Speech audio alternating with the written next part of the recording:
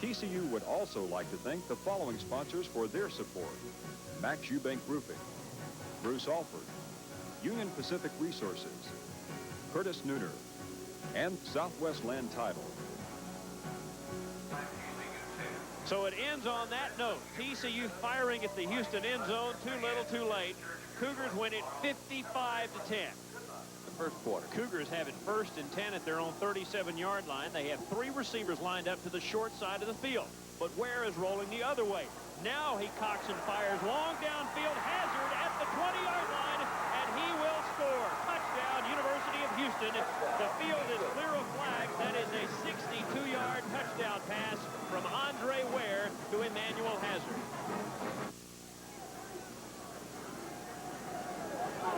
Second down and 15. Final play of the quarter. Ware wide open down there. Touchdown. Paul Smith to close out the quarter. A 40-yard strike to senior Paul Smith, and Houston is now up 19-3. Saturday, it was the Andre Ware and Manny Hazard show and a bunch of other good guys. You talk about a great offensive football team. Now, those folks, hey, they're out there to set world records. They're going to throw for more yardage than ever in the history of the game, and I'll tell you one thing, the Horned Frogs didn't slow them down a whole lot. They are great athletes. They are a great football team on offense in particular, and man alive, did they put it together against the Horned Frogs on Saturday. They did whatever about they wanted, throwing that football. We did a good job stopping them on the running game. That was encouraging.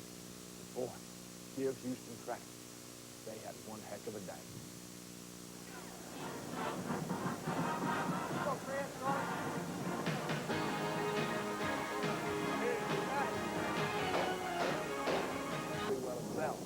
What about the guy with the broken thumb, Kelly Blackwell? 5 catches for 80 yards. You talk about a competitor now. He'll fight you. He had a great game on Saturday. And then how about those freshman running backs, huh? Kevin Fry and Corey Ford, Craig Garrison. Hey, some guys they hadn't seen before. Got in there at the end of the ball game, and they ran tough, and they did good. I think the offensive line's starting to come on. That's encouraging. They came back, and they had a good ball game. Let's take a look at some of those highlights. First down and 10 for the TCU Horned Frogs as Giles flips it into the near flat for Palmer. Caught at the 20-yard line, 25-30 out to the 34. A 14-yard gain and a first down with blocking downfield provided by Mike Bulla. Alfred Oglesby made the tackle. TCU with it at their own 8-yard line. Giles to throw. 5-step drop. Hit as he burns it downfield and is caught by Blackwell at the 30-yard line over his shoulder between 2 Cougars and tackled at the 35.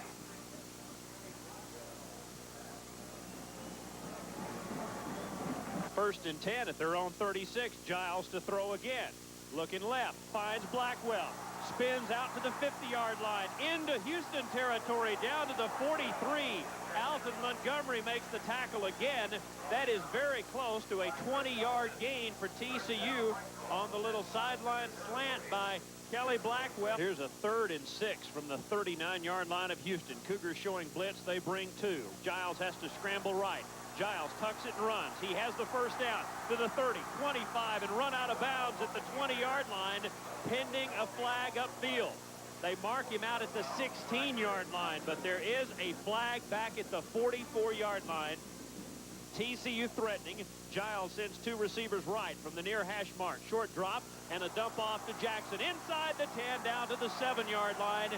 And 10 more yards on that gain as Tyrone Jones, a junior linebacker from Tyler, Texas, makes the tackle on Michael Jackson. Giles calls him set at his own 43 and hands off to Motkins. Coming left, turns the corner, gets yardage, maybe 5 yards out to the 48, 49-yard line. Wrestled out over there by Oglesby and Cedric Callaway. 3rd and 1. Handoff. Motkins, big hole, first down inside the 40 to the 35-yard line.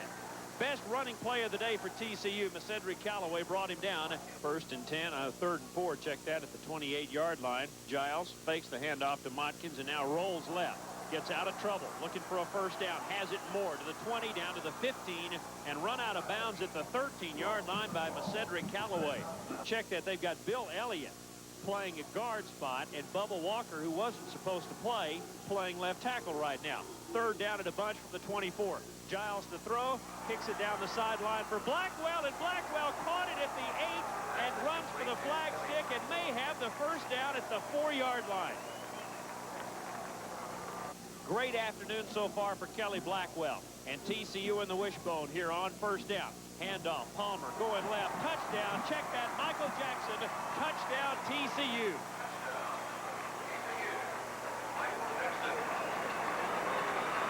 Oh, how about that? The Horned Frogs strike back. 3 receivers split left for TCU, and Motkins in motion right. 1st and 15 from the 11, and now Jackson shifts into a slot left, and the quick toss out to Blackwell. He is collared, but gets away from the first tackler, Ellison, down there, and gets the ball to the 18-yard line. Boy, he got popped down there. Tyrone Jones makes the tackle. 3rd and 8 from the 34-yard line. Houston in motion left, and Giles fakes the draw. Bootleg right, wide open, runs for the stick, and has the first down. Nicely done for Ron Giles out to the 44-yard line. Well, TCU has the football back following the 37-yard punt at their own 28-yard line, and Giles to throw. Giles over the middle.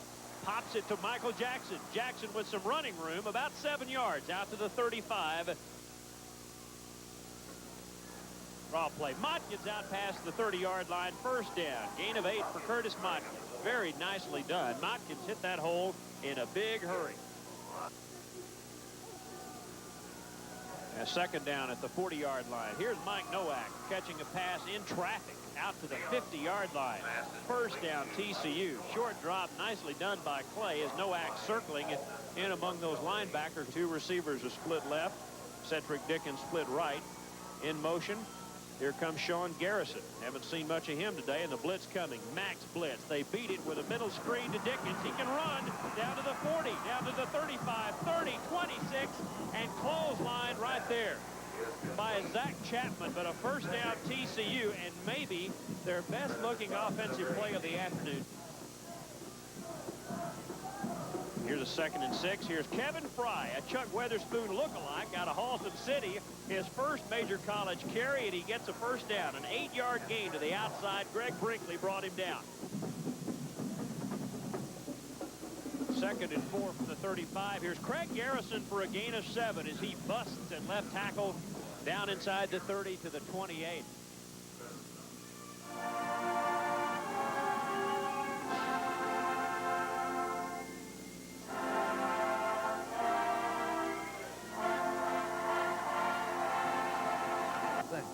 They're all JC transfers.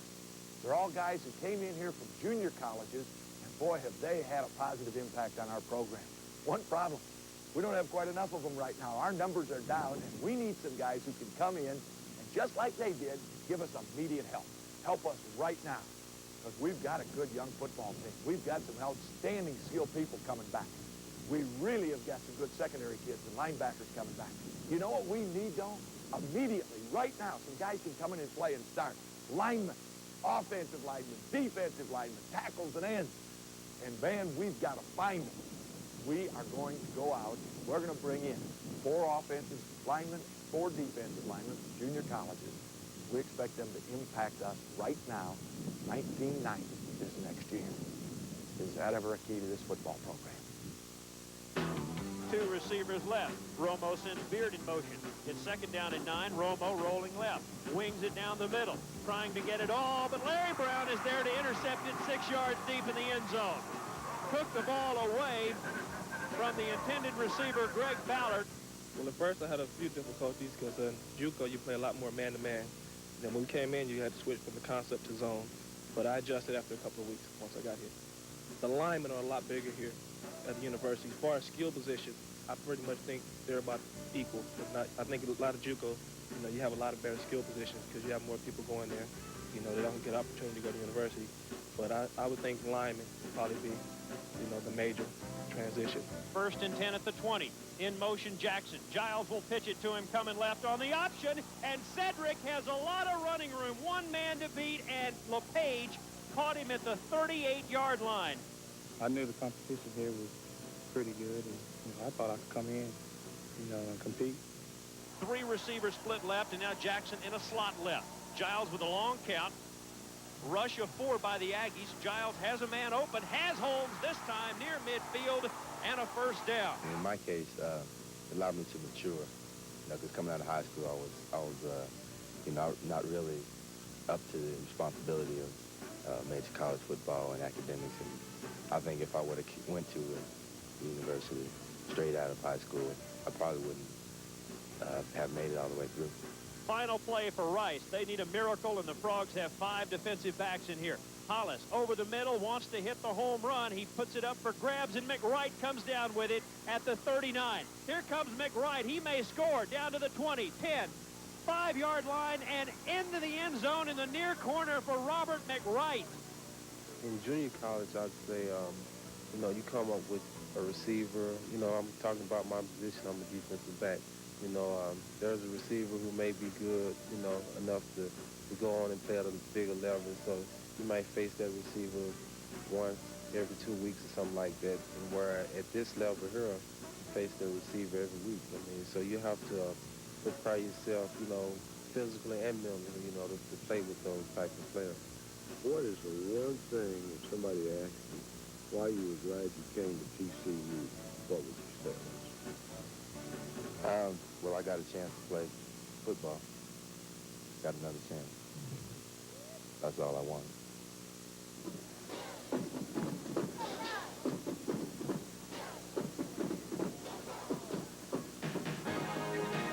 Our kids did give us a good effort on Saturday. They did try hard. There was one problem. They were better than we were. And when that happens on offense and on defense, you're going to have a tough time winning the football game. That was basically the story on Saturday. Now, we helped them along a little bit. We ended up giving them 5 turnovers again, and they did not give 1 turnover up. We did not have 1 interception and thrown it as much as they did. Hey, we should have had some. We did not cause 1 fumble. We have got to be able to force turnovers. We got to be able to come up with turnovers because that's a big, big key to winning football games. And obviously, we better start hanging out of that ball a little better. We did have some guys play pretty good, though. We did have some guys that did at times really cover well. Let's take a look at some of those defensive highlights. Houston sends 3 wide receivers left, 1 right. Chuck Weatherspoon, their All-American running back, is the lone man in the backfield with quarterback Andre Ware, the junior from Dickinson, Texas. Far hash mark, moving right to left. He wants to throw. Collins pressuring him. He hits him as he throws the football. Spins it to the near flat. Kimball Anders made the catch at the 25 and maybe wound up with 2 yards as TCU's Stephen Conley makes the tackle downfield. Here he is at the line of scrimmage right now, looking left, looking right, shouting signals, finally calls the play, dumps it out to Anders, near sideline, now back toward the middle, and maybe a gain of 3, and he is swarmed under by a bunch of TCU purple shirts, including Reggie Campbell, Jason Cauble, who didn't start today because of the unusual alignment, and Buddy Wyatt. They've got several new players on the field right now. They still have 6 defensive backs out there, and they're at the 3-yard line. Ware with a long count hands it to Weatherspoon, hit in the backfield by Jordy Reynolds at the 4-yard line. I don't think he got the first down. No, in fact, he looked like he lost yardage on that play. Back to about the 5. Their own 40-yard line, the Cougars. Andre Ware, the quarterback, near flat. Pass caught by Williams. Only 2 yards, though, maybe 3. TCU doing what Mark Dove has coached them to do all week, swarm to the football. Put a fence, if you will, around the Houston receivers. Ware wants to throw. Takes a 5-step drop, rolls left, sets himself, and throws it right toward Darrell Davis, who knocked that ball into the dirt or into the carpet down below us, and there's only 3 seconds to go. And TCU's defense has been on the field too much already today. They go with 4 down linemen, but 2 of them are standing up, and Ware wants it all. Arches it downfield. McWright almost picked it off. Intended for Brian Williams. McWright with good coverage, and he dropped what would have been his 5th interception. Buddy Wyatt playing the nose guard. Fred Washington gets a breather here on this series. 1st and 10 from the 44. Cougars pitch it to Weatherspoon, who reverses his field and is tackled for a 2-yard loss. Tried to sweep right, found nothing, and then found 2 purple shirts, Cauble and Reynolds, there to tackle him at the 41-yard line. Here's a 3rd down and 10 from the TCU 45. Ware fakes left and throws it left, and there is a bat down by Steve Conley. The junior from Tyler knocked that one into the turf. That's the 2nd one of those we've seen today. And 1st down from the 41 in the near flat. Anders caught the ball, barely regained the line of scrimmage. Roll out to Anders, the inside receiver. Nets him maybe a loss of a half a yard as Brad Smith and Chuck Mooney are there to make the tackle. TCU's defense has done a reasonable job. Turnovers have hurt. Here is a 3rd down and 6. Ware with a lot of time, almost intercepted on the far sideline. Kimball Anders and broke it up. Had he held on to the football, there was nothing but green and white stripes down there to a touchdown for TCU. 3rd and 5. Far flat. Hazard hit as he catches the ball at the 6. Open field tackle by Robert McWright. Excellent. And he's down at the 5-yard line. Weatherspoon, the lone setback. Junior Andre Ware, who was recruited as a defensive back by A&M in Texas, wanted to be a quarterback. He's a good one. Here's the counter by Ware to Weatherspoon. So now it becomes 2nd and 12 as they march him back to the 21-yard line. 55-10 the score here, and Klinger wants to throw from his 14-yard line. A lot of time, great arm, downfield, looking for Anders, broken up at the last second, way down at the 25-yard line by Charles Britton. Texas Tech goes into Austin, Texas, and knocks off the Longhorns right after they are ranked in the top 25 in the nation, right after 2 great wins for the Horns. Hey, what happened? Those old Red Raiders, Spike Dykes, he gets his guys cranked up, and they go in and they pull off a miracle victory. First time in like 22 years that they've been able to beat the Longhorns in Austin, Texas. So that's special, and boy, am I happy for Spike Dykes. He's a quality man. He's got a great coach. They got a fine young football team. I'll tell you, and those kids played hard. Boy, what about some players, huh? Jamie Gillis, he coming out of quarterback. James Gray, leading rusher in the conference. We've got our work cut out for us once again now, and we got to go down there to Lubbock. And man, they're playing for a bowl game. They got a lot of momentum. They got a lot of things going for them. I want to tell you something about this young Horned Frog football team.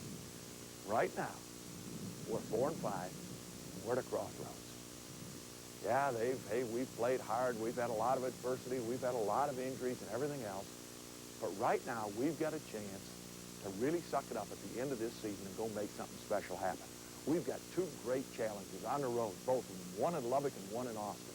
This first one in Lubbock, you talk about a challenge. Whew, they're going to be sky high. They're on top of the world. Boy, we're just coming off of 2 tough losses. But I think there's some kids with some character and some want to that are going to go out there and they're going to play their hearts out.